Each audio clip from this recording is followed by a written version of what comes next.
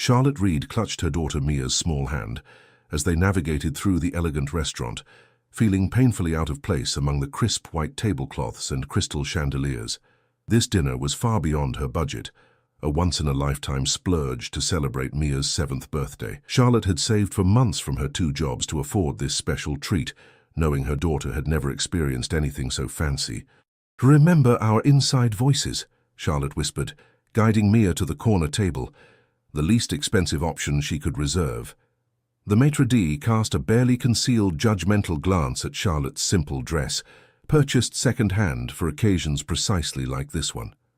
"Yes, Mommy," Mia replied, her big brown eyes wide with wonder as she took in the sparkling surroundings of Lumiere, the most exclusive restaurant in Boston. Charlotte's heart swelled watching her daughter's excitement. Since her husband Daniel's death 3 years ago in a construction accident, moments of pure joy had become rare treasures. She worked morning shifts at a local cafe and evenings as a virtual assistant, exhausting herself to provide some semblance of stability for Mia. Tonight was about creating a beautiful memory, even if it meant eating ramen for the next 2 weeks to compensate for this extravagance. Their waiter approached, handing them leather-bound menus with a practiced flourish. "Good evening, ladies. May I start you with something to drink?" Charlotte scanned the prices and felt her throat tighten. Even the sparkling water cost more than she expected. "Just tap water for both of us, please." As the waiter departed with barely concealed disappointment, Charlotte noticed Mia's attention drawn across the room. Following her daughter's gaze, Charlotte froze. Seated at the prime table was Gabriel Morgan, the real estate magnate whose face regularly graced business magazines and local news. His company, Morgan Developments, was reshaping Boston's skyline with luxury buildings and controversial gentrification projects, including the redevelopment that had nearly doubled her rent last year, forcing them to move to a smaller apartment in a less desirable neighborhood. "Mommy, why does that man have so much food?" Mia asked, her voice carrying slightly in the hushed atmosphere. "Is he having a birthday too?" "Shh, honey," Charlotte whispered, mortified. "It's not polite to stare at other people while they're eating." But Mia's innocent curiosity had already attracted attention. Gabriel Morgan glanced up from his business dinner, his sharp grey eyes meeting Charlotte's for a brief moment that sent an unexpected shiver down her spine. He was undeniably handsome in his perfectly tailored suit, with dark hair touched by distinguished silver at the temples. His companions, 2 men in equally expensive attire, continued talking, but Morgan's attention had shifted. Charlotte quickly looked away, focusing intently on her menu while her cheeks burned. The prices made her stomach clench with anxiety. This had been a mistake. She should have taken Mia to their usual diner, where the owner sometimes slipped them extra dessert, knowing their situation. "We should decide what we want, sweetie," Charlotte murmured, calculating rapidly. They could share an appetizer and perhaps one entree. She would claim she wasn't very hungry. The waiter returned for their order, his expression making it clear he understood they wouldn't be big spenders. "We'll have the house salad to share, and then the chicken pasta also to share," Charlotte said, selecting the least expensive options. "Very good," he replied with professional detachment, collecting the menus. As they waited for their food, Charlotte noticed Mia was still glancing periodically toward Gabriel Morgan's table, where an impressive array of dishes created a feast that contrasted sharply with their own modest order. When their salad arrived, considerably smaller than Charlotte had hoped, she divided it carefully, giving Mia the larger portion. "Is this all we get?" Mia whispered, disappointment flickering across her face before she quickly added, "It looks yummy, though." Charlotte's heart sank. This special night wasn't turning out as she'd planned. "We have pasta coming too, honey, and maybe, if we have room in our budget, we can look at the dessert menu after." The lie tasted bitter. There was absolutely no room in the budget for dessert, but she couldn't bear to see her daughter's disappointment on her birthday. When their shared pasta dish arrived, Charlotte pretended to be occupied with her napkin so that Mia wouldn't notice her taking only a tiny portion. "Happy birthday, sweetheart," she said with forced brightness. "Is the pasta good?" Mia nodded enthusiastically, though Charlotte could tell she was still hungry. Throughout their meal, Charlotte noticed the waiter making repeated trips to Gabriel Morgan's table, delivering more dishes and expensive bottles of wine.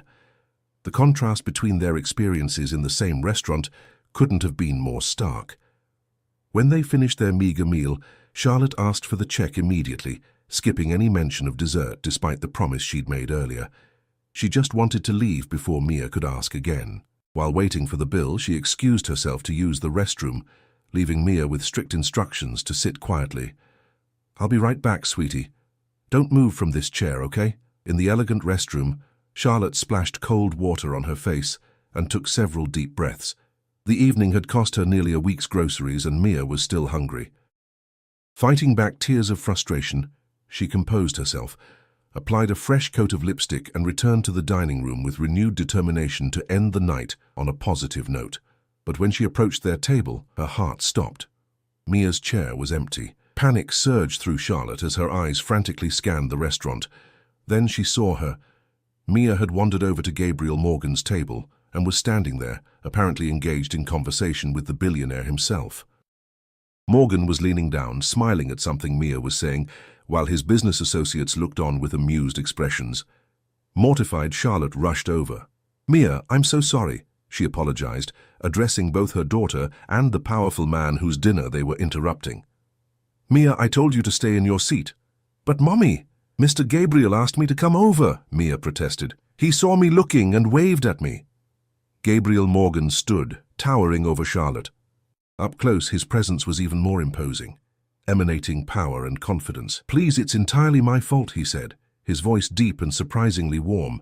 "I noticed your daughter admiring our dessert selection, and I couldn't resist inviting her over. I hope you don't mind."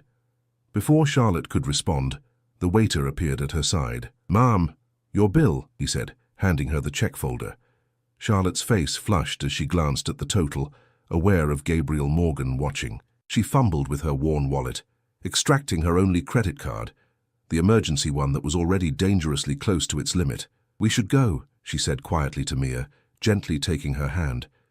"Thank you for understanding," she added to Morgan, unable to meet his eyes. "Actually," Morgan said, "we were just about to order the chef's special dessert tasting. It's far too much for us to finish. Perhaps you and your daughter would consider joining us. It is a special occasion, isn't it?" Charlotte froze, caught between pride and the desire to give Mia a proper birthday celebration. Before she could decide, Mia's excited voice piped up. "It's my birthday. I'm 7 today." Morgan's expression softened as he looked at Mia. 7 is a very important age. "I think that definitely deserves the best dessert in Boston, don't you?" Charlotte stood at a crossroads, torn between walking away from this handsome, powerful man who represented everything beyond her reach, and accepting his unexpected kindness for her daughter's sake. "We couldn't possibly impose," Charlotte said, though her resolve weakened seeing the hope in Mia's eyes. Her daughter rarely asked for anything, understanding their financial limitations with a maturity that sometimes broke Charlotte's heart. Gabriel Morgan's smile remained unwavering. "It's no imposition at all. In fact, you'd be doing us a favor. The chef gets offended if we don't fully appreciate his dessert creations." He gestured to his business associates. "My colleagues were just leaving, as we've concluded our business discussion." As if on cue, the two men stood, nodding politely to Charlotte. "Always a pleasure, Gabriel," said the older of the two, a distinguished man with salt and pepper hair. "We'll have the contracts revised by Monday." He glanced at Charlotte and Mia with curiosity before departing. Charlotte hesitated, still clutching the bill that she couldn't comfortably afford. Before she could protest further, Gabriel discreetly took the check folder from her hand and passed it to the waiter along with his own. "Please add the lady's bill to mine, James," he said smoothly. "Mr. Morgan, I can't let you do that," Charlotte protested, her pride flaring despite her financial reality. "Consider it my birthday gift to your daughter," he replied, his grey eyes meeting hers with unexpected warmth. "Besides, I insist on compensating you for allowing me to enjoy some genuine conversation. Business dinners can be terribly dull." Charlotte recognized that refusing would only create an awkward scene that would embarrass Mia. Swallowing her pride, she nodded. "That's very generous of you, thank you." "Mommy, can we stay for dessert, please?" Mia pleaded, bouncing slightly on her toes. With a small smile of surrender, Charlotte allowed Gabriel to pull out a chair for her at his table. As they settled in, she noticed the restaurant staff scrambling to accommodate this unexpected arrangement, bringing fresh silverware and napkins with efficient haste. "I'm Gabriel Morgan," he said, formally introducing himself once they were seated. "Charlotte Reed," she replied, "and this is my daughter, Mia. It's a pleasure to meet you both. Now, Mia, tell me, what's your favorite dessert?" As Mia launched into an enthusiastic description of her love for anything chocolate, Charlotte observed Gabriel Morgan more closely. His reputation as a ruthless businessman seemed at odds with the man before her, who listened to her daughter with genuine interest. The lines around his eyes suggested he was in his early 40s, perhaps a decade older than herself. Despite his obvious wealth and power, there was something almost approachable about him in this moment. The dessert tasting arrived, an extravagant display of 6 different confections, each more elaborate than the last. Mia's eyes widened with delight as the pastry chef personally described each creation. "And this," the chef said, presenting a chocolate sphere, "is our pièce de résistance. Watch carefully." He poured warm caramel sauce over the sphere, melting it to reveal a delicate raspberry mousse and chocolate cake center. Mia gasped with wonder, and even Charlotte couldn't suppress her amazement. "That's incredible," she murmured. "The transformation is always my favorite part," Gabriel remarked, watching Charlotte's reaction with interest. As they sampled the desserts, the conversation flowed more easily than Charlotte expected. Gabriel asked Mia about school and her interests, showing patience and attentiveness that surprised Charlotte. "I like drawing and reading," Mia explained, chocolate smudging the corner of her mouth. "And math too. My teacher says I'm really good at numbers." "That's a valuable skill," Gabriel replied. "Numbers have built my entire career." Charlotte reached over with her napkin to wipe Mia's face, a maternal gesture that felt suddenly self-conscious under Gabriel's gaze. "And what about you, Charlotte?" he asked, turning those perceptive eyes toward her.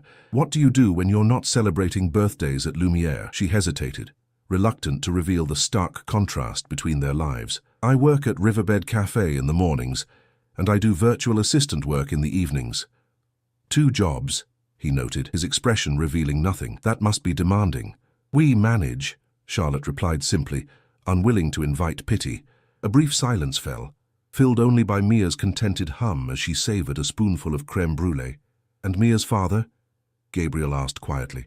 The question, though gently posed, struck like a physical blow. Charlotte set down her spoon. "Daniel passed away 3 years ago. Construction accident." Gabriel's expression softened with genuine regret. "I'm sorry. That must have been incredibly difficult for both of you." "It was sudden," Charlotte said, the familiar pain resurfacing despite the years that had passed. "One day we were a normal family with plans and dreams, and the next—" She trailed off, aware of Mia listening. "Well, we've adapted," Gabriel nodded, understanding her reluctance to say more in front of her daughter. "Adaptation is a powerful human quality," he said thoughtfully. "Some might say it's our greatest strength." The conversation shifted to lighter topics as they continued sampling the exquisite desserts. Charlotte discovered that beneath his polished exterior, Gabriel possessed a dry wit that made her laugh, despite her initial discomfort. For a brief moment, she allowed herself to forget the vast differences in their circumstances and simply enjoy the unexpected pleasure of intelligent adult conversation, something she hadn't realized how desperately she'd missed. "Mommy, I'm getting sleepy," Mia said eventually, stifling a yawn. It was well past her usual bedtime, the excitement of the evening finally giving way to fatigue. Charlotte nodded, the spell broken as reality reasserted itself. "We should be going. Thank you again for your kindness, Mr. Morgan." "Gabriel, please," he corrected. "And it was entirely my pleasure. This has been the most enjoyable dinner I've had in months." He signaled for the waiter, who appeared instantly at his side. After a brief hushed conversation, the waiter departed and returned moments later, with a small box tied with an elegant ribbon. "A little something for the birthday girl to take home," Gabriel explained, presenting the box to Mia. "The chef prepared some additional treats for tomorrow." "What do you say, Mia?" Charlotte prompted. "Thank you, Mr. Gabriel." Mia beamed, clutching the box as if it contained treasure. As they prepared to leave, Charlotte felt a curious mixture of emotions: gratitude, confusion, and an unsettling awareness of Gabriel Morgan that she couldn't quite define. This evening had veered so dramatically from her expectations that she felt slightly disoriented. Gabriel accompanied them to the restaurant entrance where the maitre d' had already summoned a taxi, another of Gabriel's quiet arrangements, Charlotte realized. "How are you getting home?" she asked suddenly, noticing there was no chauffeur or luxury car waiting for him. Gabriel smiled. "I live in the penthouse upstairs, one of the perks of developing the building." Of course he did. Charlotte felt foolish for asking, the gulf between their worlds reasserting itself forcefully. "Well, thank you again," she said formally, extending her hand in what she hoped was a dignified gesture of closure to this unusual encounter. Gabriel took her hand, but instead of shaking it, he held it for a moment longer than convention dictated. "The pleasure was mine, Charlotte." Something in the way he said her name sent an unexpected shiver through her, which she immediately suppressed. This wasn't a fairy tale, and men like Gabriel Morgan didn't genuinely interest themselves in struggling single mothers. As the taxi drove them home to their small apartment in a neighborhood that Gabriel's company was slowly transforming with upscale developments, Mia clutched her precious box of desserts and chattered excitedly about her birthday adventure. "Mr. Gabriel was so nice, Mommy, and he said my drawings sound amazing. I want to show him my dinosaur one." Charlotte smiled faintly, stroking Mia's hair. "That's not likely to happen, sweetie. Mr. Morgan is a very busy man who was just being kind tonight." "But he gave me his card and told me to have you call him," Mia protested, pulling a business card from her pocket that Charlotte hadn't seen Gabriel give her. Charlotte took the heavy cardstock, turning it over in her hands. On the back, written in a strong, decisive hand, was a personal phone number and a brief note. "Mia's artwork sounds extraordinary. Perhaps you could call me about a proper exhibition. G." Charlotte stared at the card, uncertain what to make of this development. Was this genuine interest in Mia's childish drawings a business proposition, or something else entirely? The taxi pulled up to their apartment building, a stark contrast to the luxury establishment they'd just left. As Charlotte paid the driver with her emergency cash, she tucked Gabriel's card into her purse, unsure whether she would ever use it. That night, after tucking an exhausted but happy Mia into bed, Charlotte sat at their small kitchen table, Gabriel Morgan's business card before her. The rational part of her brain warned against reading too much into tonight's events. Men with power and wealth often made impulsive gestures that meant nothing to them, but could be misinterpreted by those less fortunate. Yet something about Gabriel's attentiveness to Mia, the genuine interest he'd shown in their conversation, suggested there might be more to him than his ruthless business reputation indicated. Charlotte ran her finger over the handwritten note, wondering what would happen if she actually called him. With a sigh, she placed the card in her drawer, beneath a stack of bills waiting to be paid. Whatever Gabriel Morgan's intentions, she had more pressing concerns, like how to make this month's rent after splurging on tonight's birthday dinner. Still, as she prepared for bed, Charlotte couldn't help replaying moments from the evening. The warmth in Gabriel's grey eyes when Mia made him laugh, the gentle way he'd listened to their story, the unexpected connection she'd felt during their conversation. For the first time since Daniel's death, Charlotte had glimpsed the possibility that her world could expand beyond the careful, constrained existence she'd created for herself and Mia. It was a dangerous thought, she knew. Hope was a luxury she couldn't afford. Block 3. Unexpected opportunities. A week passed, and Gabriel Morgan's business card remained untouched in Charlotte's drawer. Life resumed its familiar rhythm, morning shifts at the cafe, evenings of virtual assistant work, while Mia did homework or drew at the kitchen table, and the constant, grinding worry about finances. On Wednesday morning, Charlotte was handling the breakfast rush at Riverbed Cafe when the bell above the door jingled. Without looking up from the espresso machine, she called out the customary greeting. "Welcome to Riverbed, I'll be with you in just a moment." "No rush," replied a deep, familiar voice. "I'm enjoying the view." Charlotte's head snapped up to find Gabriel Morgan standing at her counter, looking impossibly out of place in his tailored suit amid the cafe's rustic simplicity. Several customers glanced curiously at him, clearly recognizing the prominent businessman. "Mr. Morgan," she said, nearly spilling the latte she was preparing. "What are you doing here?" He smiled, the expression warming his normally serious face. "I believe I asked you to call me Gabriel, and I was in the neighborhood for a meeting." The slight hesitation before meeting suggested this wasn't entirely true. Charlotte handed the completed latte to a waiting customer before approaching the counter where Gabriel stood. "How did you find me?" "You mentioned you worked at Riverbed Cafe," he replied simply. "There's only one in Boston." Charlotte didn't know whether to be flattered or concerned that he had remembered this detail and sought her out. "Can I get you something? The blueberry muffins are our specialty." "A coffee and one of those famous muffins sounds perfect," he said, sliding a $20 bill across the counter and waving away change. As Charlotte prepared his order, she felt his eyes on her, not in a predatory way that would have made her uncomfortable, but with a thoughtful intensity that sent warmth creeping up her neck. "I was hoping Mia's artistic talents might have been inherited," Gabriel remarked as she placed his coffee and muffin on the counter. "You create beautiful latte art." Charlotte glanced down at the simple leaf design she'd absent-mindedly created in his coffee foam. "Hardly gallery-worthy," she said with a small laugh. "I disagree," he replied. "There's art in everyday things if you know how to look." His gaze held hers for a moment longer than necessary. Her manager, Rita, approached with barely concealed curiosity. "Charlotte, you can take your break now if you'd like," she offered, eyeing Gabriel with interest. Before Charlotte could refuse, Gabriel spoke. "Perfect timing. Perhaps you'll join me, Charlotte. I have a proposition I'd like to discuss." 20 minutes later, they sat at a corner table while Rita handled the counter, throwing occasional glances in their direction. "You didn't call," Gabriel said without preamble, breaking off a piece of his muffin. Charlotte shifted uncomfortably. "I wasn't sure what to say. Your note was unclear." "Fair enough," he conceded. "I could have been more specific. The truth is, I was impressed by how you described Mia's artistic interests. Children with creative talents should be encouraged." "I agree, but Morgan Developments is sponsoring a children's art initiative," he continued. "We're creating a gallery space in our new Harborview building where young artists can display their work.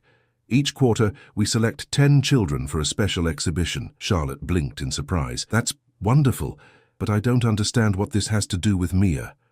"I'd like to include her," Gabriel said simply. "Based on what you told me about her drawings, she seems like an excellent candidate." "You haven't even seen her work," Charlotte pointed out, suspicious of his motivations. "And there must be many children with more developed talents." Gabriel leaned forward, his expression earnest. "The program isn't about finding the next Picasso. It's about encouraging creativity and confidence in children from all backgrounds." He paused. "Particularly those who might not otherwise have such opportunities." There it was, the acknowledgement of their different circumstances that Charlotte had been dreading. "I don't want charity, Mr. Morgan."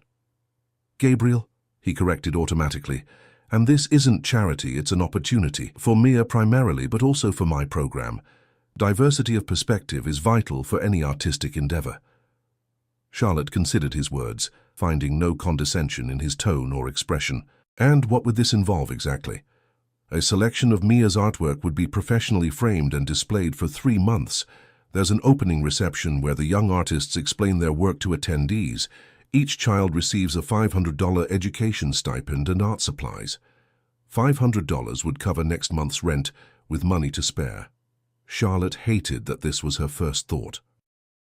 "And in return, Morgan Developments gets good publicity for supporting underprivileged children." Gabriel didn't flinch at her directness. "Corporate social responsibility has multiple beneficiaries. Does that diminish the positive impact?" Charlotte had to admit he had a point. "I'll have to think about it and talk to Mia." "Of course," he replied, reaching into his jacket to produce a brochure. "All the details are in here. The deadline for submissions is next Friday."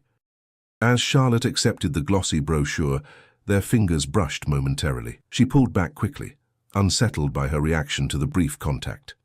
"There's one other matter," Gabriel continued, his tone shifting subtly. "I understand your apartment building is one of our properties." Charlotte stiffened.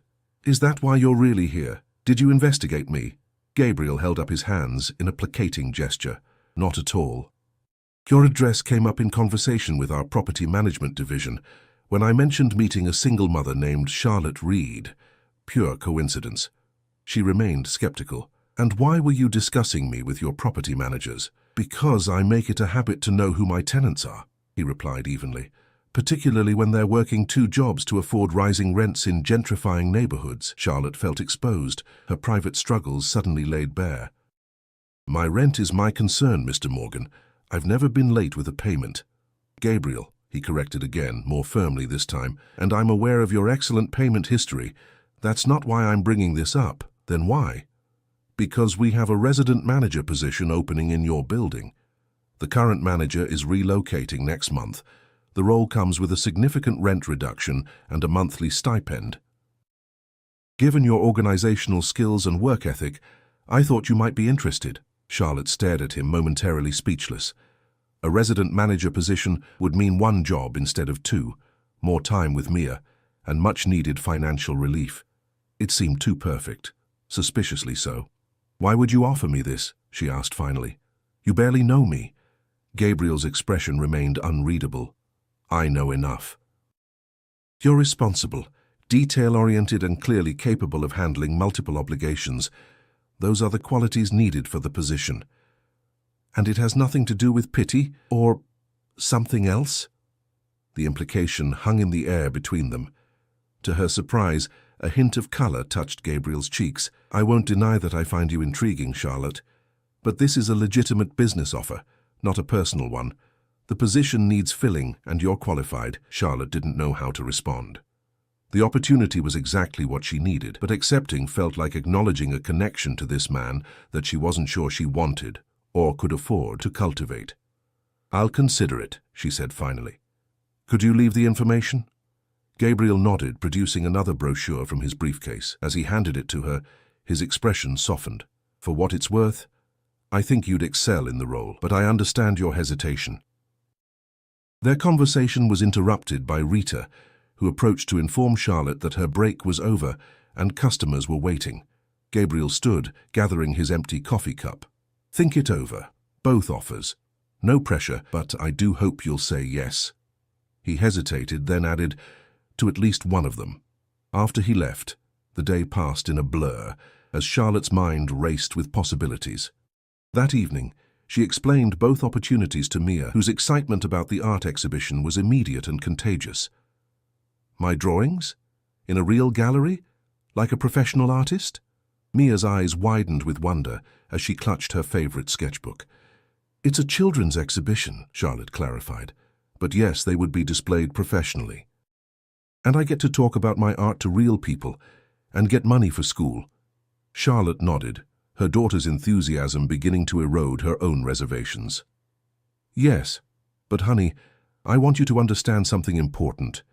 Mr. Morgan might be offering this because he feels sorry for us, not because your art is ready for a gallery.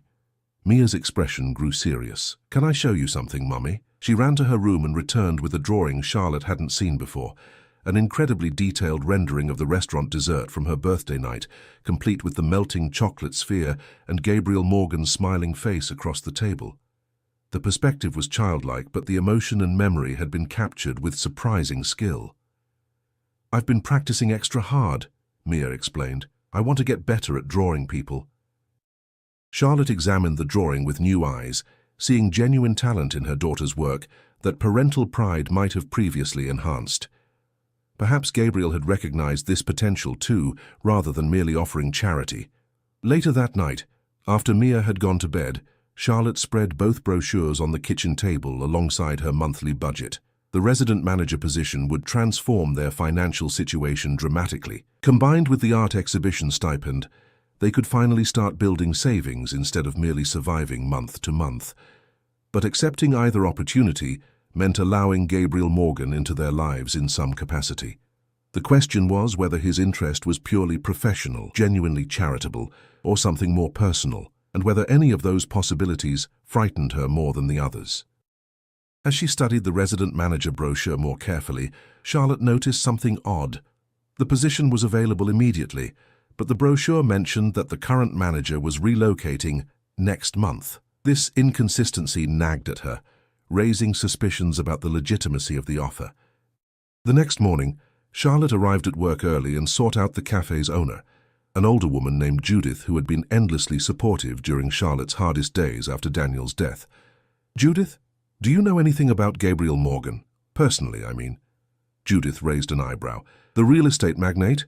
Only what everyone knows. Successful businessman, private about his personal life, reputation for being tough but fair. She paused. Why do you ask?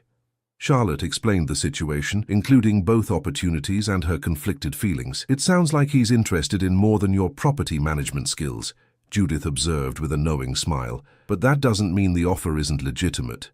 Men like Morgan didn't get where they are by being sloppy with business decisions." "So you think I should accept?" "I think you should verify," Judith advised. "Call the property management company directly.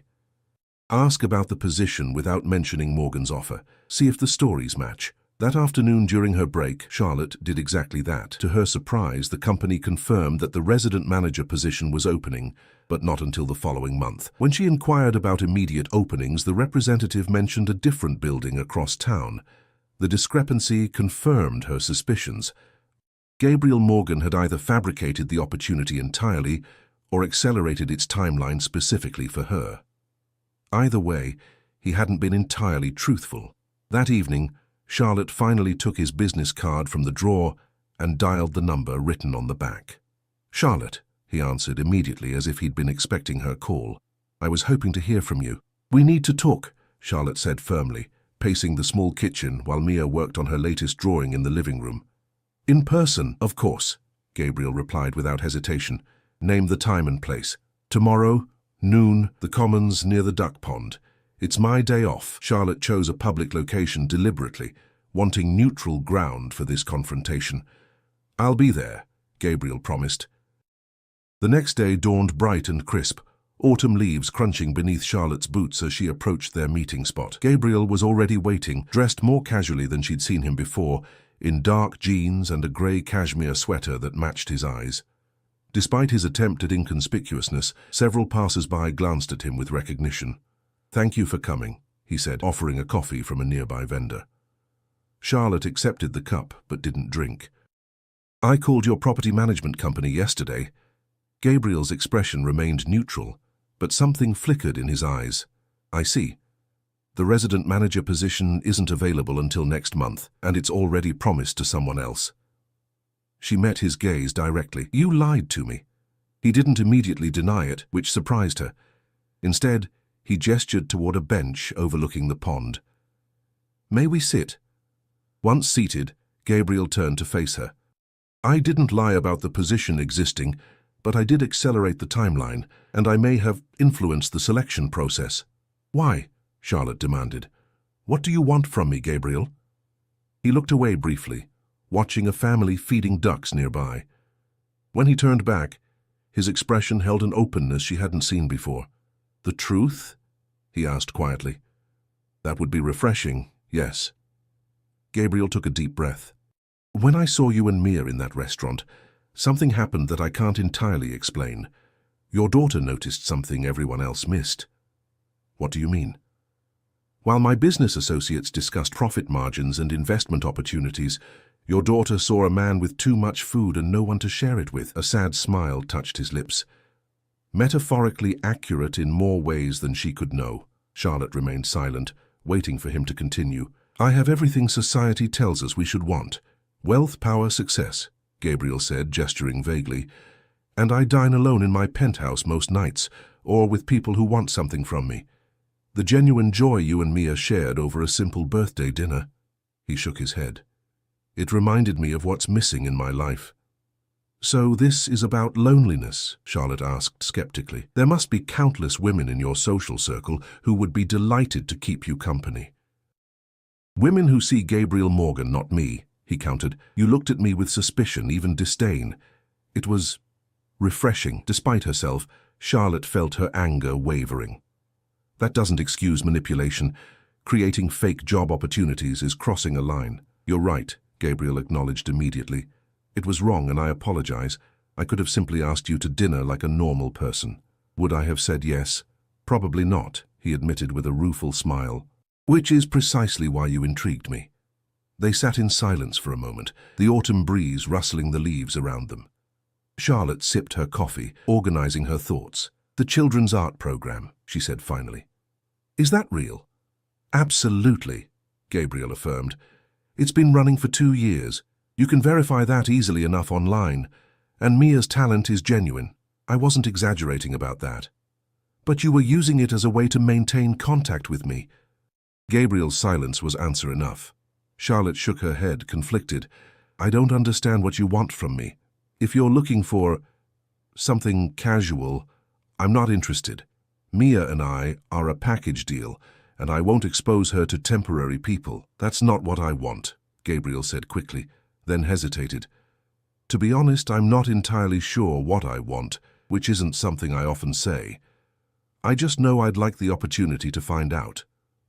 Charlotte studied him, trying to see beyond the powerful businessman to the man underneath. Why me? I'm a struggling single mother with 2 jobs and endless responsibilities. Your world and mine couldn't be more different.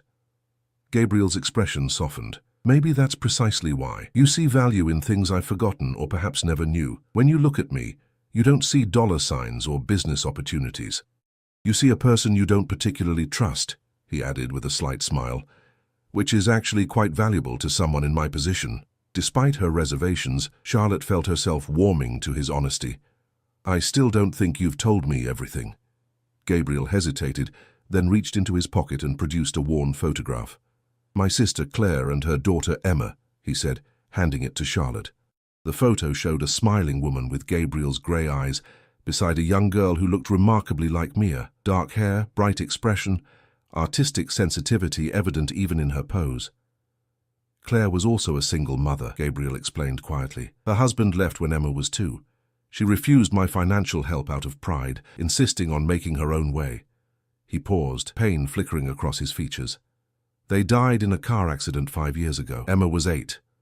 Understanding dawned on Charlotte. Mia reminds you of your niece. Gabriel nodded. The resemblance is striking, but it's more than that. Seeing you working so hard to give Mia opportunities, just as Claire did for Emma, he trailed off. I couldn't save them. Perhaps subconsciously I thought I could help you instead. The revelation changed everything. Charlotte handed the photo back gently, seeing Gabriel through new eyes. I'm sorry about your sister and niece, truly. But Gabriel, Mia and I aren't replacements for your lost family. I know that, he said earnestly, and I'm not looking for substitutes. But meeting you both awakened something I thought was gone, a desire for genuine connection, for family. Charlotte felt her defenses weakening but remained cautious. Even if I believed you, I'm not sure a relationship between us could work. Our lives are too different, perhaps, Gabriel acknowledged. But isn't that possibility worth exploring? He reached for her hand, his touch gentle but electric. I'm not asking for promises, just dinner. A real one this time, with no manipulation or ulterior motives. Charlotte found herself at another crossroads, weighing the risk against the possibility. And the job offer? The art program? The art program stands regardless of your decision about me, Gabriel assured her.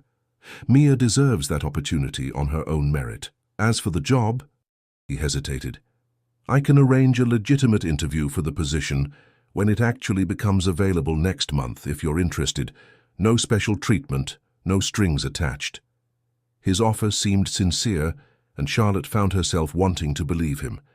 I need time to think about this, all of it. Take all the time you need, Gabriel said. I'm not going anywhere. As they parted ways, Charlotte felt lighter somehow, as if a burden had shifted. Gabriel had shown her a vulnerability that humanized the powerful businessman, revealing the wounded heart beneath the tailored suits and corporate power. Over the next 2 weeks, Charlotte allowed Gabriel into their lives gradually. First, there were conversations over coffee during her breaks. Then he attended Mia's school art show, standing unobtrusively in the back, but beaming with genuine pride when Mia explained her drawings to the other parents. Their first official date was dinner at a modest neighborhood restaurant, Gabriel's deliberate choice, Charlotte suspected, to meet her on her own turf. Unlike their first encounter at Lumiere, here he was the one who stood out, earning curious glances from the regular patrons. You look uncomfortable, Charlotte observed with some satisfaction, watching him adjust to the vinyl booth seating. Not uncomfortable, he corrected. Just recalibrating. It's been a long time since I ate somewhere without a sommelier. Poor you, she teased, surprising herself with the ease that had developed between them. Gabriel laughed, the sound warm and genuine. I deserve that, but I'm enjoying this more than any business dinner I've had in years. As autumn deepened into winter, their relationship evolved cautiously but steadily. Gabriel invited them to events that delighted Mia, a backstage tour of the aquarium, a special exhibition of children's book illustrations, a holiday boat parade viewed from his company's waterfront offices. Through it all, Charlotte maintained her independence, refusing Gabriel's offers to help with her rent or bills. This boundary seemed to earn his respect rather than frustration, confirming her growing belief that his interest wasn't merely charitable or fleeting. In December, Mia's artwork was featured in the Morgan Development's children's exhibition. Standing beside her daughter, as she proudly explained her drawings to attendees, Charlotte caught Gabriel watching them from across the gallery, his expression one of quiet contentment. Later that evening, after Mia had been tucked into bed, exhausted but happy from her triumph, Charlotte and Gabriel stood in her small kitchen, sharing the last of a bottle of wine he'd brought to celebrate. "You did a wonderful thing for her," Charlotte said softly. "I've never seen her so confident."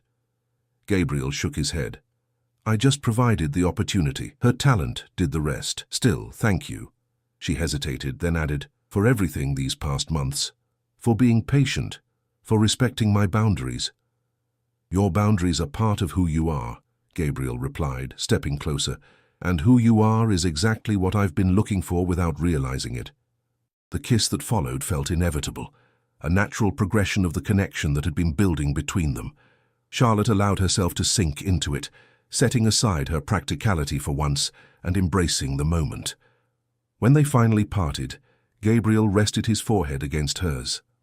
"I'm falling in love with you, Charlotte Reed, and with your extraordinary daughter. I know it hasn't been long, but—" Charlotte placed a finger over his lips. "It's been long enough for me to know what I feel too," she admitted. "But loving us means accepting our reality. I won't change who I am or how I live to fit into your world." "I would never ask you to," Gabriel assured her. "In fact, it's your world I want to be part of. You've shown me what I've been missing: genuine connection, purpose beyond profit, the joy of simple moments." The following week, Charlotte had her official interview for the resident manager position. True to Gabriel's word, it was conducted with complete professionalism by the property management company, with no sign that the CEO had any personal interest in the candidate. When she received the offer, on her own merit, Charlotte accepted. The reduced rent and stable income allowed her to quit the virtual assistant work, giving her evenings with Mia and occasional dates with Gabriel. As spring approached, Gabriel proposed a solution to the growing challenge of balancing their different worlds. Morgan Developments owned a brownstone building being renovated into family apartments. The ground floor would feature a community cafe and art space where residents and neighbors could gather. "I need someone to manage both the property and the cafe," Gabriel explained. "Someone with experience in building management, food service, and a passion for creating community." "That sounds suspiciously tailored to my resume," Charlotte observed wryly. Gabriel grinned. "Perhaps, but it's a legitimate business need, and you're genuinely qualified. Plus," he added more seriously, "it would mean creating something together, a place that combines my business expertise with your understanding of what makes a real home." The prospect was enticing, a professional challenge that would utilize all her skills while providing stability for Mia. More importantly, it represented a bridge between their worlds, a space where neither would have to compromise their values. 1 year after their first meeting at Lumiere, Charlotte and Mia moved into the renovated brownstone's manager's apartment. The building quickly became known for its community-centered approach, with the cafe serving as a neighborhood hub and the art space showcasing work from local artists, including a permanent children's gallery inspired by Mia's success. Gabriel didn't move in immediately, understanding Charlotte's desire to establish independence in her new role. But he was a frequent visitor, gradually bringing fewer work calls and more children's books to read with Mia. On Mia's 8th birthday, they returned to Lumiere, this time as Gabriel's guests, though Charlotte insisted on contributing to the bill. As they shared dessert, Mia looked between the two adults with hopeful eyes. "Are you going to be my new dad?" she asked Gabriel directly, with the innocent bluntness of childhood. Charlotte froze, uncertain how Gabriel would respond to such a weighted question. To her surprise, he met Mia's gaze with complete seriousness. "I would be honored to be your dad, Mia," he said gently, "but that's a very important decision that involves both you and your mum, and it would never mean replacing your real dad, who will always be part of your heart." Mia considered this thoughtfully. "I think Daddy would like you," she decided. He always said Mum deserved someone who made her smile. You do that a lot. Charlotte felt tears welling as Gabriel reached across the table to take her hand. Your mom makes me smile too, he said, his voice thick with emotion.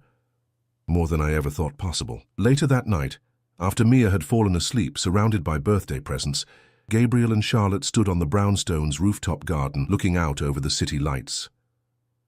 She's right, you know, Charlotte said softly. Daniel would have approved of you, not because of your success or resources, but because you see us, really see us, for who we are. Gabriel pulled her close, resting his chin on top of her head. You two changed everything for me. Before you, I was building properties. Now I'm building a life.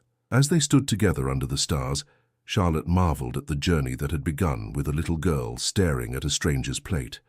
What had started as an embarrassing moment had transformed into the foundation of an unexpected family, one built not on fairy tale romance or financial rescue, but on mutual respect, shared purpose, and the quiet miracle of finding connection in a disconnected world. Gabriel's phone buzzed in his pocket, undoubtedly some business matter requiring attention.